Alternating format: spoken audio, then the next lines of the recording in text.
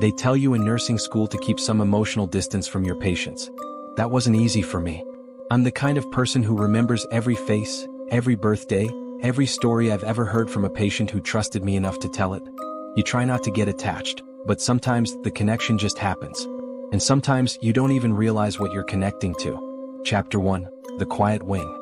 I started working the night shift at St. Augustine Memorial in early 2022. A small hospital in a sleepy rural town, the kind where half the staff know each other from high school.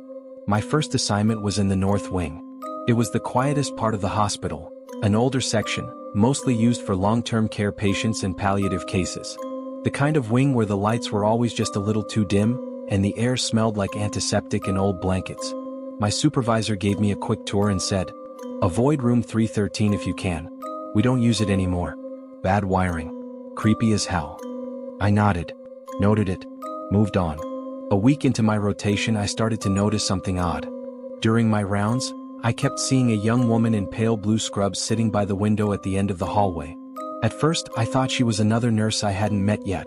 She was always there between 3 and 4 a.m., legs crossed, hair tied back, just quietly staring out the window like she was deep in thought. Eventually, I waved. She smiled softly, nodded. Didn't say anything. It became a routine. I'd do my rounds. She'd be there. I'd wave, she'd nod. Sometimes I'd sit across from her for a few minutes to rest. We started exchanging small talk. Her name was Elise. She told me she used to work here years ago before she had to step away. She never elaborated and I didn't push. Chapter 2, Unseen and Unspoken. Over time, I started to look forward to seeing Elise. She was calm, thoughtful, and kind. She'd ask about my day, about patients, about my life outside work. When I talked to her, the hospital didn't feel so cold, so empty. I asked some of the other nurses about her. Figured maybe she was working part-time or shadowing someone. But no one seemed to know who I was talking about. Pale blue scrubs? Short hair? She sits by the north wing windows? I'd ask. Blank stares. Shakes of the head. One of the older nurses, Marie, pulled me aside after I mentioned Elise one night and said quietly, "You sure you're not overtired, honey? That wing's creepy enough without you seeing people who aren't supposed to be there." We laughed it off. But that same night, when I got to the end of the hall, Elise wasn't there. Instead, the door to room 313 was open. Just slightly. It had always been locked before. I hesitated. Something in me didn't want to go near it. The hallway lights flickered once. Then again. I looked down the hallway toward the nurse's station. No one. When I looked back, Elise was standing in the doorway of room 313.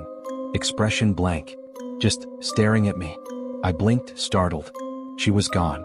Chapter 3, The Patient File. I tried to ignore it. Blamed it on exhaustion, stress, even low blood sugar. But something kept pulling me back. And the more I tried to forget Elise, the more I thought about her. Her voice. The way she always seemed sad, like she was waiting for something, or someone. One night, I decided to dig. The hospital had an old archive room down in the basement. Yes, literally a basement with flickering lights and dusty files and gray metal cabinets. I told myself I just wanted to know more about her. If she were a former nurse, there'd be a record. And I found one. Elise Harper. Registered nurse. Started at St. Augustine Memorial in 1997. Deceased. Date of death, September 4, 2001. She died in the hospital. Cause of death, unspecified trauma. Location of death, room 313. Chapter 4, Her Story. I sat there for a long time staring at the file. My hands were shaking. Everything felt wrong. The photo in the file was her. Same woman I'd been talking to for weeks. I should have gone home. Should have called someone. Instead, I went back upstairs. Back to the north wing. Back to room 313. The door was wide open. And the room wasn't empty. There was no bed. No monitors. No furniture. Just an old rocking chair in the center and Elise, sitting in it. She looked up at me. There were no shadows under her eyes now. No smile. Her face was pale and hollow. "You found me," she said. I tried to speak. Nothing came out. She stood slowly. I didn't want to be forgotten. I just wanted someone to see me again.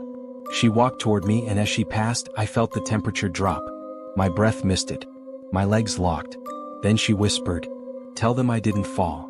The lights in the hallway went out. And when they came back on, she was gone. Chapter 5, The Fall. The next morning, I confronted Marie, the older nurse who'd warned me before. I showed her the file. Her face went pale.